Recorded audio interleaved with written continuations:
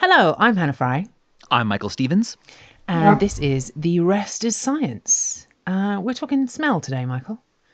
Smell. Yeah. Okay. Well, let me ask you this, Hannah. What do you smell right now? Like, honestly, not very much. I'm in my Same. house. Yeah, I noticed some smell Normally, I over have here. a scented candle on in the corner. Don't know at the moment. I can't really smell anything. I mean, this is like it's the inferior sense. There's not much going on. I can't smell anything. Whoa. Inferior The sense. inferior sense? Your nose can hear what you're saying. That It's going testify to testify against me one day. We're going to talk it's about gonna that testify against in one this day. episode. Is our sense of smell inferior in some way? But I want you, the listener, to also answer this question to yourself. What do you smell right now? But yeah, actually, I don't smell anything. Yeah, I don't. Yes, I don't smell anything. I can kind of smell the soda I have in this mug over here. It's pretty weak, but otherwise, yeah. Why is this constant search of identity troubling me? I mean, it is there. It's running undercurrent in an undercurrent way, sort of boggling my stream of whatever flow. Boggling, bothering.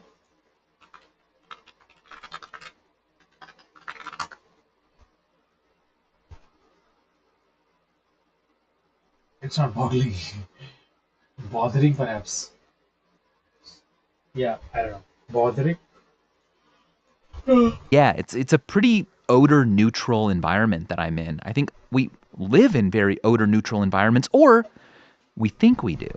Because I You think wonder if we we do? swapped, if we did like a kind of invented wormholes for the purposes of this discussion and then just immediately swapped. You kind of came into my house, I came into your studio. I reckon in the first instant of walking in there, I reckon. Reckon means I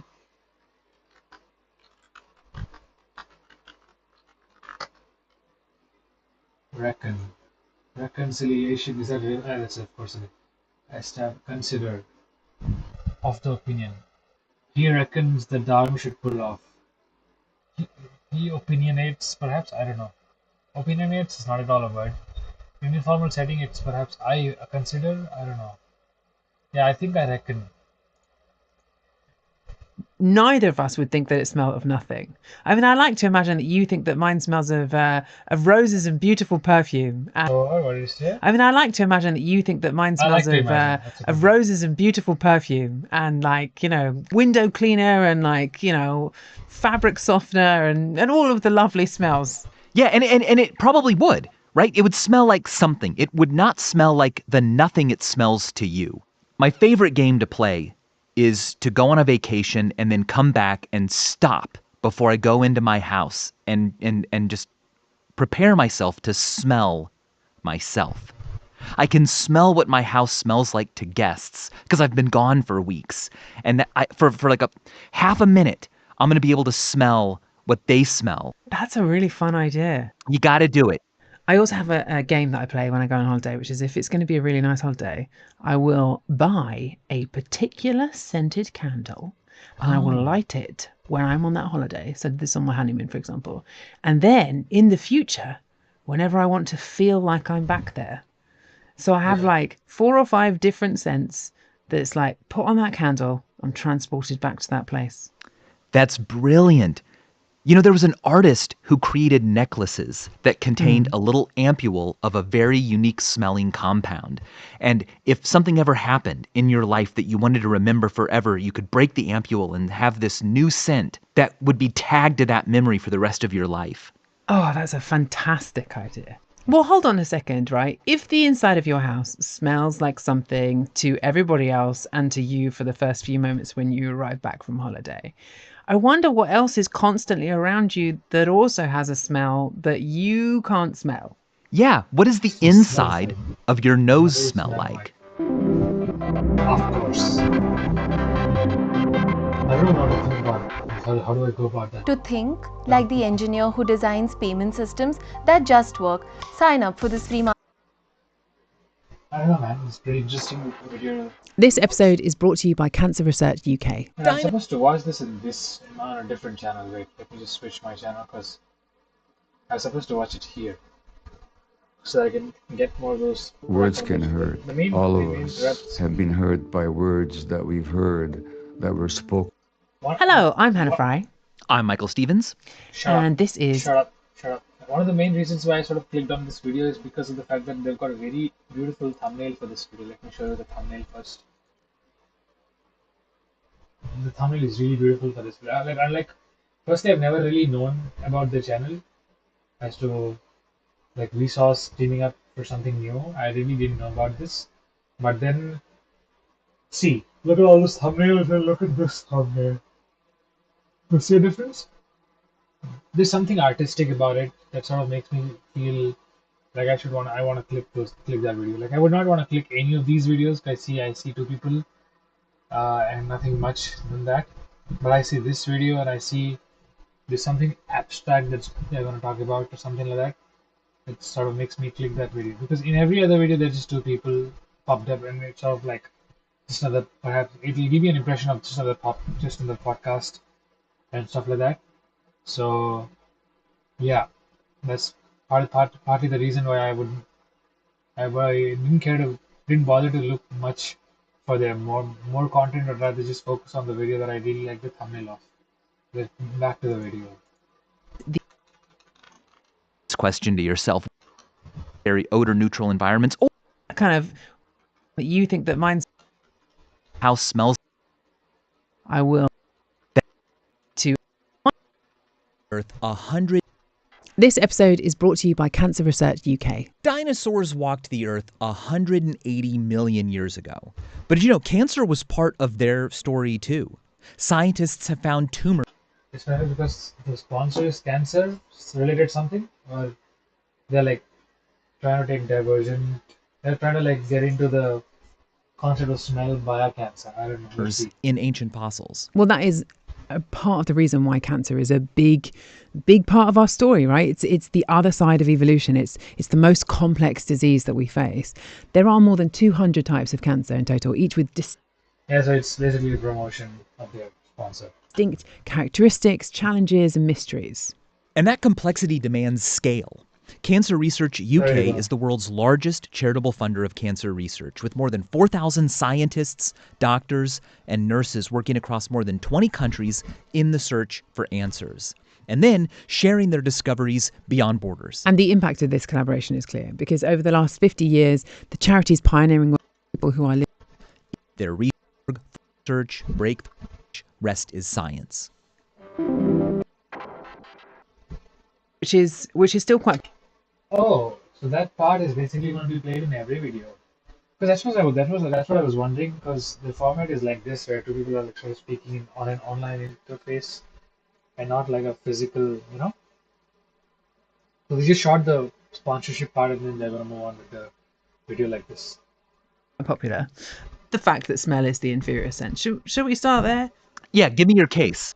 This is essentially Victorians being dismissive of anything they didn't consider highfalutin, right? So there's a French guy, Paul Broca. Broca? I say Broca. Okay, so Broca. In the Victorian era, he started looking at particularly the olfactory bulb in the brain. Do they have another language? Just for the sake of it, I don't really know. Yeah, we don't. They have a voice boost? What the fuck that means? Which is actually incredibly small, particularly compared to other animals. And so he said, look, this is kind of pathetic for us. And actually the Victorians, the English scientists at the time, they were very happy with this. They were like, Paul Broca. I say Broca. Okay, so Broca. In the Victorian era, he started looking at particularly the olfactory bulb in the brain, which is actually incredibly small, particularly compared to other animals. And so he said, look, this is kind of pathetic for us. And actually the Victorians, the English scientists at the time, they were very happy with this. They were like, this means that we've transcended the kind of animal-like senses, right? Like we've got sight and hearing. Damn, this is such an optimistic way to look at. Not optimistic, perhaps like a nihilistic, I don't know, whatever they call it. I'm open सबसे, that kind of way. That's why we can do art and science and have intellect and, you know, smell and taste. They're sort of much more animal like, right? It's more like about kind of dirt and lust and like savages. Those are the things that have that care about smell. Right. We've evolved out of it. And that essentially is the reason people are very snobby about smell and have been for a long time. That's so Victorian. Very Victorian, Very Victorian, isn't it? Like aristocratic behavior. isn't it? But at the end of the day, we're made of dust and lust. You know, and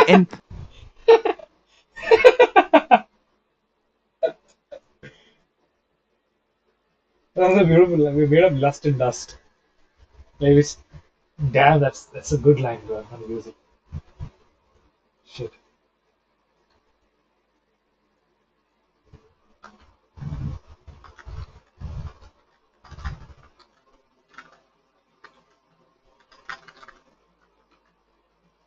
And to begin with, the sentence must begin with. I mean, it started with lust, perhaps. We are made of lust and dust. At the end of the day, and oh, oh no.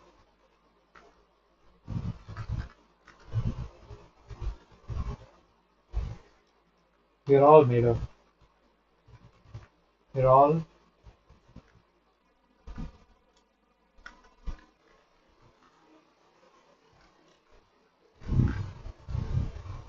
beautiful.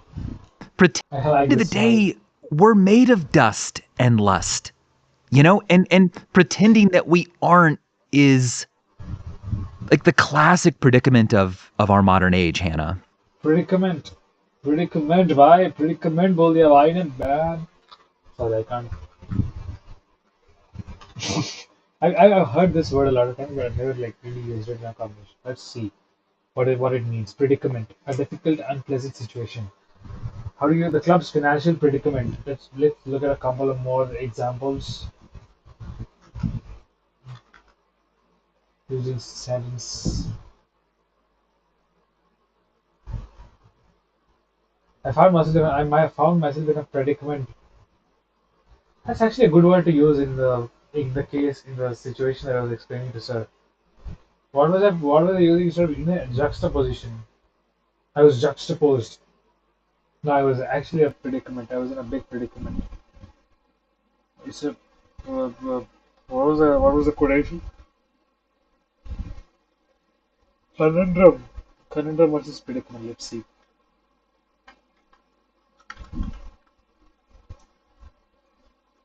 Let's see what we got. See what we got. See, predicament refers to a difficult, unpleasant, while a conundrum is a puzzling problem or a riddle, often while playing. Okay, fair.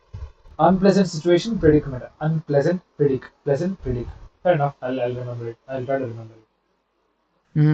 You can smell the difference between coffee grounds and like soil after rain. You know, pencil shavings or like wet dog. If you like spend even a moment thinking about this, which perhaps the Victorians should have done, we are so good at smelling that you can put a ripe banana, right, hide it in a drawer or like in a cupboard or something, and then get a person The animation like that, like it's sort of creepy, but to go in and ask them to guess what has been hidden, and people will get it right. We are incredibly sensitive to this chemical that gets released by ripe fruit. We're so sensitive to it. We can detect a few parts per trillion. We can way more sensitive to this than dogs are, by the way.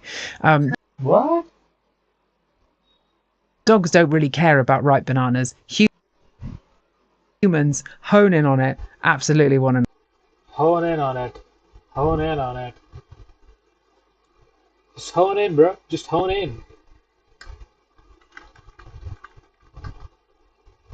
So it basically boils down to the fact that it's pleasant to me, not pleasant to me. But must be anything that is pleasant and unpleasant perhaps might have its evolutionary roots to, like perhaps say survival or something. I don't know. The fact that it's pleasant to me is survival. So don't dogs smell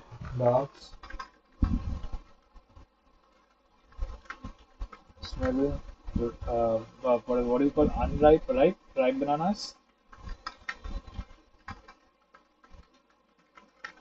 Smell of soil. I think she's making up shit. It's not true. Smell ripe bananas or like a rotted banana. So rotted? rotten.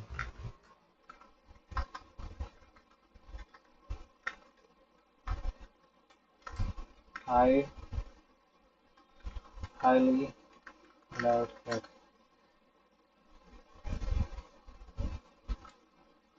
But now I want this.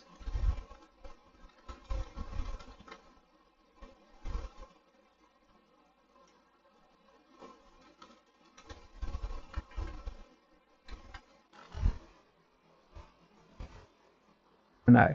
Yeah. Okay. So there are things about our olfaction system that are pretty impressive. So I want to direct our attention to a really great paper from 2010. It's the whole thing is a great read, and they address the fact that there's this problem. Wait, do they have footnotes for this? Show notes, perhaps? I don't know, whatever they call it.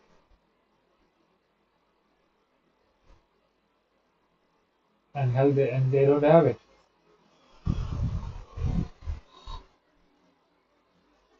Really don't have it? The fuck?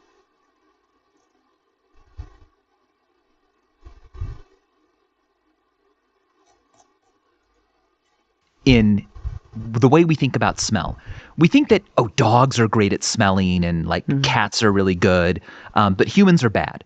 It turns out that humans aren't bad. All mammals have like the same kind of olfactory system.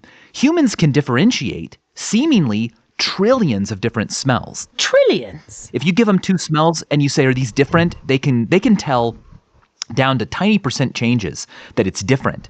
However, that doesn't mean that we can identify trillions of different smells. We have to be paying attention to smell.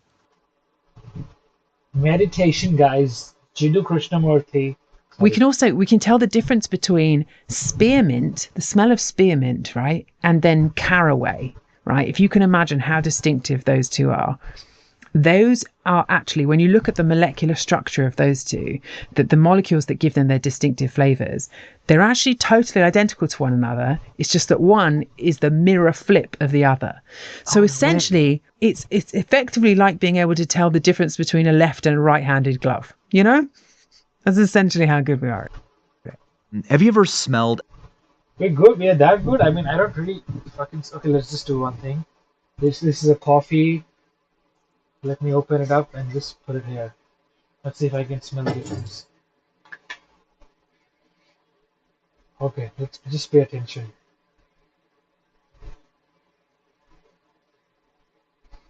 I can do this, of course, but yeah, let's just try to see.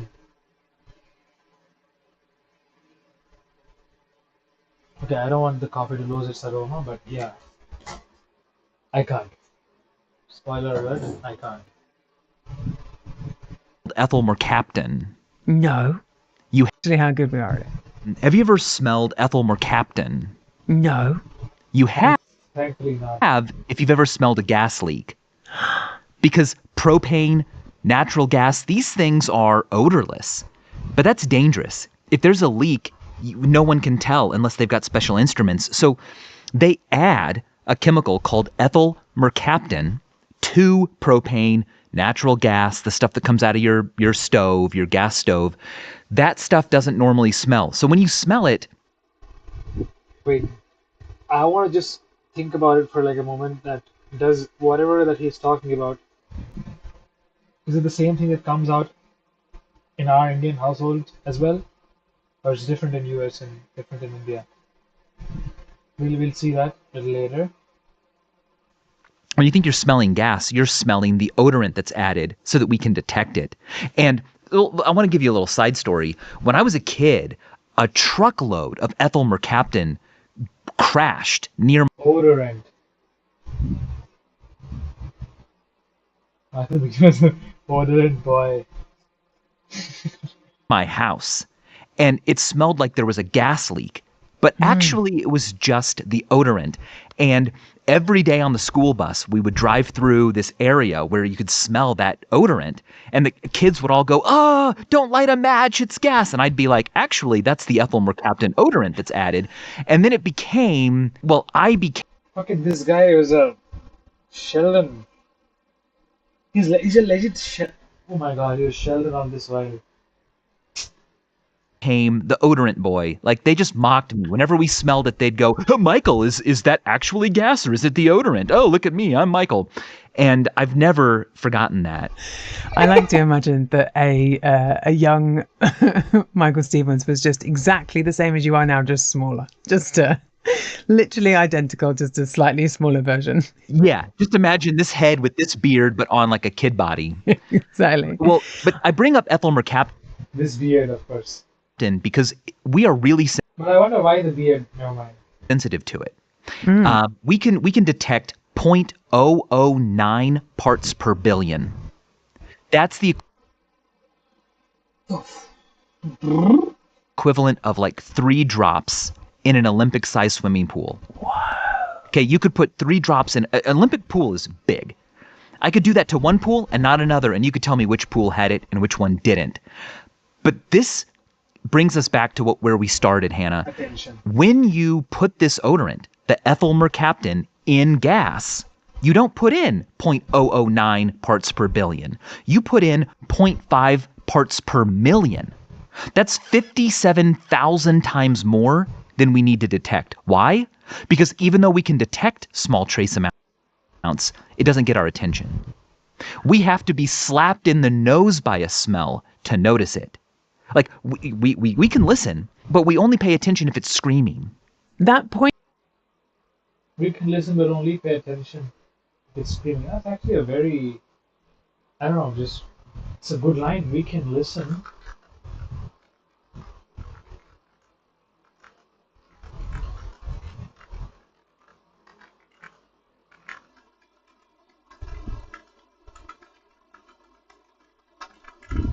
It's like our inability to just Point about how we have to be kind of slapped in the nose in order to notice slapped in the nose.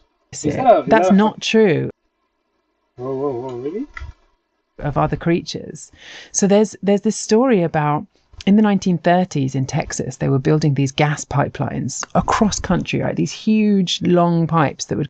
The reason perhaps they're doing this is because they want us to remember the visuals of a certain kind of stories that we, you know, they're like building up. They're like perhaps easing it for our memory to just sort of remember elements from the video based on the visuals that they've played. But what are the visuals that they've played so far? They've played a visual of banana being kept in a drawer. They've kept a visual for Michael's odor guy. Odor was it odor? Odorant boy story, and now they're playing for this. Go for hundreds and hundreds of miles, and because they were pumping.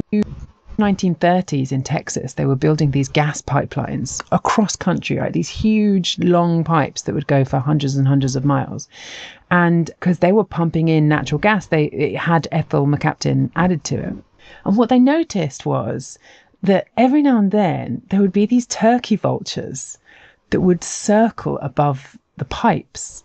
And all of these gas engineers initially were like, what on earth is going on there? Like, why are these vultures obsessed with this particular section on the pipe? And they would go and investigate. And time after time, they would find that the vultures were circling over where there was a leak in the pipe, right?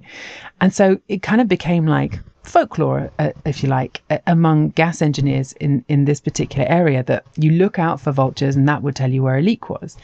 And then in the 1960s, a couple of scientists were like, this sounds nonsense. That, like, I think they hadn't honed it down to being ethyl mercaptan at that point. They just knew that vultures were circling. And this group of scientists were like, They haven't honed it down. at that point, they just knew sounds nonsense. That, like, I think they hadn't honed it down to being ethyl mercaptan at that point. They just knew that vultures were circling. And this group of scientists were like, okay, are vultures really hunting based on smell? So what they did is they got a dead pig, they hid it in some woods under a bit of tarpaulin, and then in another separate set of woods, they just constructed the same experiment, but, you know, there wasn't a dead pig underneath the tarpaulin. And, like, you know, almost immediately, these turkey vultures managed to find the dead pig, but weren't interested at all in the other bit of tarpaulin. And it turns out that ethyl mercaptan is like this compound that is released when bodies decompose. Oh, so wow. it's essentially the smell of death that attracts vultures, but that we are. What? So, the fuck? What? deliberately The kind of smell that comes out when a person is dead is the same smell that comes out when there's a gas leak. putting in I don't believe it. Let's just check. Oh wait, as let's this just. like smell signature in order to sort of save us from No, no, no, no, gas no. leaks. That makes sense that we would evolve to be really sensitive to an odor released by decaying flesh. It's a good danger warning. For vultures, it's a dinner bell. But Yeah. either way, it's really salient. You need to know if it's around. But humans in particular have to be punched really hard to notice a smell. If we are specifically told to try to smell something, We can't. Oh, there's perhaps So like a welcome psychological officially thing. to Colossal Labs. This is the most advanced genetics lab. Colossal Lab. Sorry. we take a different kind of a sniff than When I hear the word colossal, something else comes to my mind because of the bad internet upbringing that I've given to myself. usual, not a breathing sniff, but a smelling. We take a different kind of a sniff than usual, not a breathing sniff, but a smelling sniff. And Smelling sniff, breathing sniff. That's a good word. Like.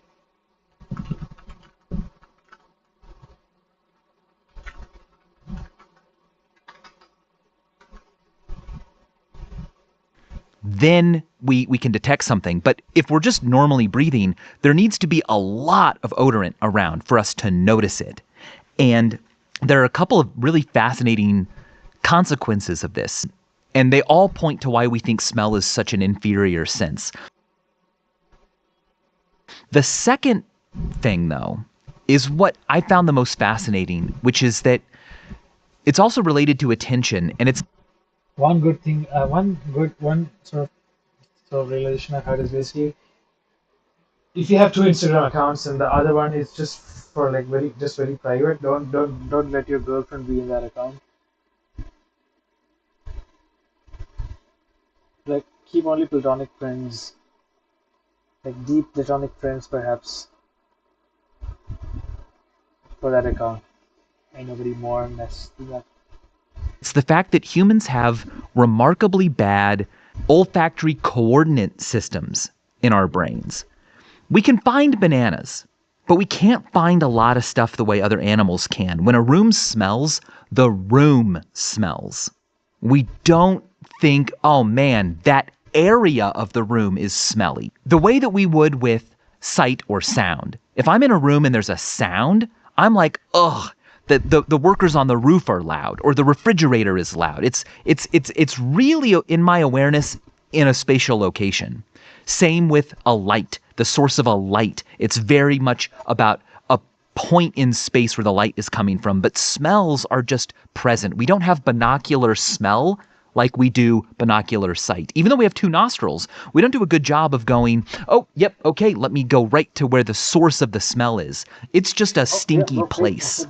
And there's a theory that we don't rely on smell much because we just don't have the same conscious interior map of smells that we have for our other senses. Yeah. If you think about colour, right, you can put colour on a spectrum. We sort of have like a map, as it were, of like how one color relates to another. With smells, like sure, we might be able to smell like the scent of ground, the smell of pencil shavings, but it's not like we're able to relate one to another. That's right. There's no rainbow of smells. Yeah. Where we're like, oh, make that a little bit more XYZ. And funny enough, if you read up on smells, you'll find 3 systems of organizing odors listed, and none of them have a link to an article. Like none of them are common enough or clear enough that it's expounded anymore. It's just like, oh yeah, some guy tried to create a spectrum of smell or a coordinate system of smell in the sense of like sweeter, more bitter. I don't know. It's hard for us even to describe them and compare them the way we can talk about color. So is the idea then that in other animals like dogs, for instance, which we know to have this absolutely phenomenal sense of smell, not just in sensing it, but also in mapping it physically, right? Like and paying attention to it. And paying attention to it. I heard this story once. I was talking to someone who was an ex-army dog trainer, and he told me this story about how during major conflicts, when you have these military zones, you have people who are often trying to smuggle vast sums of cash over these borders. And it can be really pernicious, right? It can be really dramatic. It can be used to buy arms, it can be used to... Pernicious. Pernicious. Could be really pernicious. Or harmful, having a harmful effect, especially in a gradual or subtle way. That's a very niche word, I like it. Pernicious.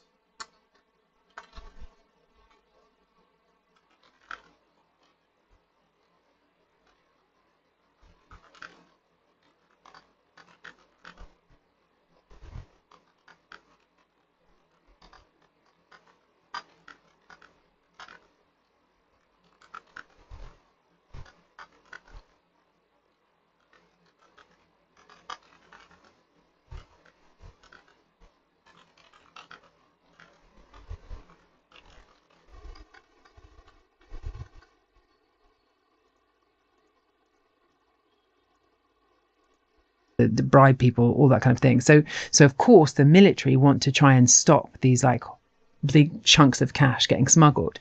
So what they did is they took all of these dogs and they took them to a lab and they were like, right, we're going to teach these dogs how to smell money. And like money doesn't have like a distinctive odor, but there's lots of things like the ink, the kind of the oil that's left in people's hands. There's like a kind of catalogue of different smells that might be associated with it. And the dogs in the training were really good. Like they were amazing at finding these wads of cash, no matter where you'd hide them. And exactly as you're describing, the dogs are able to like spatially pinpoint precisely where the smell is coming from, rather than just that the smell exists and is there. Anyway, they then took the dogs out into the field and tried it again. And all of a sudden the dogs were absolute rubbish, right? Like where they'd like got hit after hit after hit in the lab, take them out to the military zone and they just weren't able to do it. Even when they had people who were subsequently caught smuggling cash, the dogs had like not managed to let it go. And they were really wondering what on earth was going on until they finally realized that the difference between the lab conditions and the military zone was that when in the lab, the money had been wrapped in cling film in order that people didn't steal it, it didn't go everywhere. And they had inadvertently taught in this extremely expensive program these dogs to detect cling film. I mean, that's how good these dog smell is. Like, yeah. The what?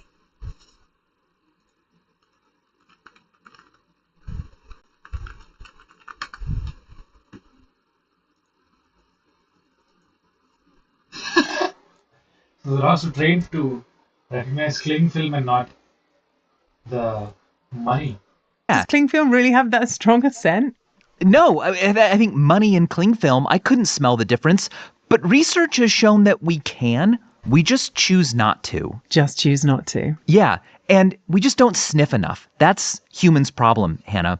A rat, especially, like every breath they take is a sniff. There's a difference between I'm breathing through my nose and I'm smelling through my nose, right? Well, multiple times a second, a rat is smelling. It's like bringing odorant molecules from the environment up into its olfactory bulb to think about and experience. But we only do that every few seconds. Most of human breathing is just for the air. And then every so often we might go and take a bigger one that really gets odorants on that olfactory bulb. But because there's such a long gap in between them, we don't often notice changes. It's a bit like if you looked at two pictures. So what if we just start taking longer breaths? Longer, inhalations. That might help. Pictures where there's only find the 7 differences. They're similar pictures otherwise.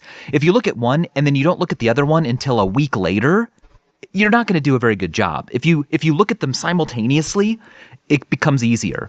We have this thing called change anosmia, where we cannot detect changes in the odors around us unless they're really extreme. Now, this is based on change blindness, a famous thing that we've known about for a long time when it comes to vision, that we often don't pay attention to a scene and a little bit of it can be changed and we won't notice.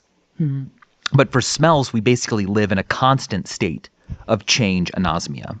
You really have to be properly smacked in the nose The spot the difference picture has to really fundamentally change for you to notice it effectively. Yeah. You know, actually, also we think of rats as smelly, but maybe Think of. Yeah. Why do they say think of rats smelling? Like, why is the tongue? Why can't this simply just speak without the tongue being visible to the other person? You know what I mean? Like, think of rats spelling. I mean, now I'm acting like a lisp person who has lisp, but that's not what I mean. What I mean to say is basically when we speak, I assume there is no moment for you to basically show your tongue to the person. No, you won't. Not like that, but in a very. Wait, am I actually streaming?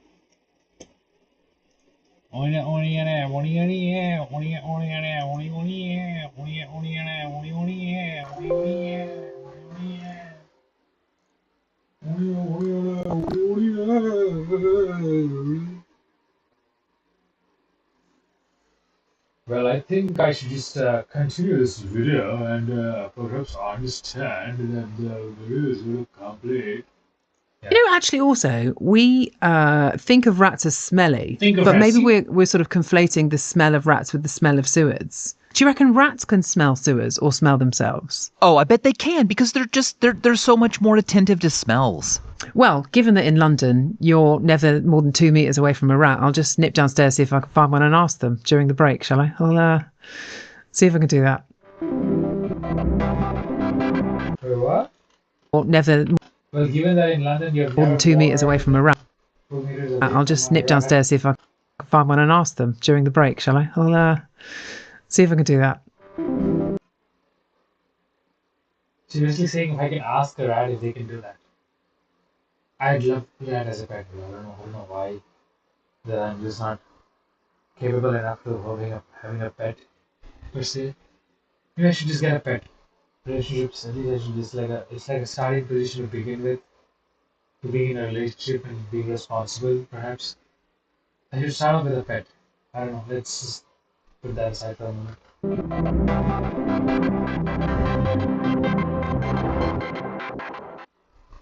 Bro Should I also take a break? क्या मसाला film थी मसाले से याद आया कुछ tasty हो जाए peri peri fries हाँ नहीं दिल ललचाए दिमाग हिचकिचाए इसीलिए Saffola masala oats classic masala whole grain oats real veggies From और Peri क्या Peri Fries. मजेदार मसाले Saffola तो masala बिंदास oats. सफोला मसाला ओट्स बना दिल को ना कर मना Man, what?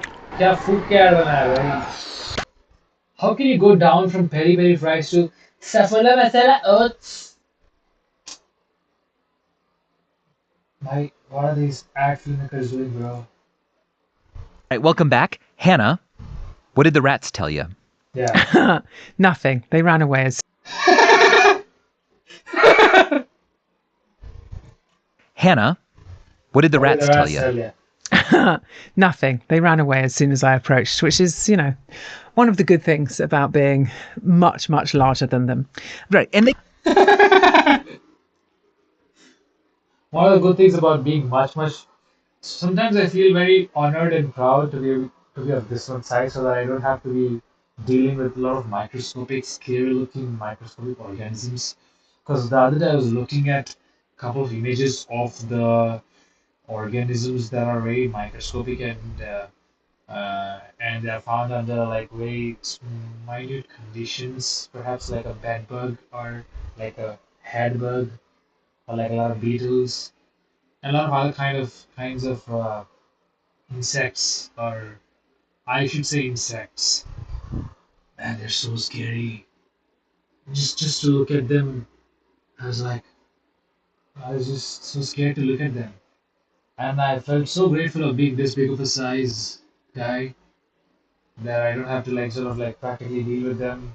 I sometimes wonder of the person of the people who have very tiny. I also I have to think about the fact that why don't they grow up to be larger? Because they have simpler systems to actually deal with. Then they should actually have a larger size, right? Why aren't they like big? Okay, never mind. Let's just finish the video. Or what's the time now anyway? Like, should I just like perhaps stop the video right now? Cause like I have to go for a walk and stuff.